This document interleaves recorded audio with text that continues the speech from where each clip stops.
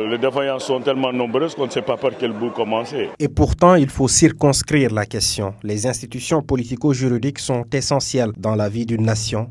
La question de la transition démocratique est récurrente en Afrique. La pérennisation de certains pouvoirs et à l'incapacité d'organiser des élections consensuelles permettant donc l'alternance au pouvoir comme c'est au fondement du régime démocratique.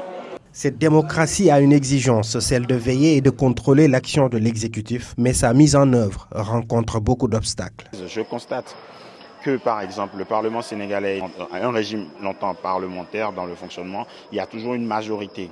Le fait que la majorité domine donc l'opposition, ça fait qu'il n'y a pas vraiment de contrôle parce que les actions des opposants pour contrôler le gouvernement sont souvent freinées.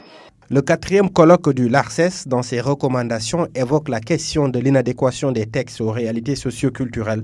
Une mise à jour n'est pas à exclure. Une obligation même, au-delà de la possibilité, je pense qu'il serait obligatoire, qu'il est judicieux, qu'il serait impérieux d'adapter en fait nos textes, les textes africains, nos constitutions, la loi, tout le bloc de constitutionnalité et tout le droit positif africain. Je trouve qu'il souffre d'une inadéquation et d'une inadaptabilité avec les réalités africaines. Et je serais forcément d'accord avec une solution qui consisterait à mieux adapter nos textes à nos réalités. Les regards croisés des scientifiques sur les défaillances des institutions ont permis d'élargir les perspectives sur la réinvention des institutions afin de répondre aux besoins de nos sociétés actuelles.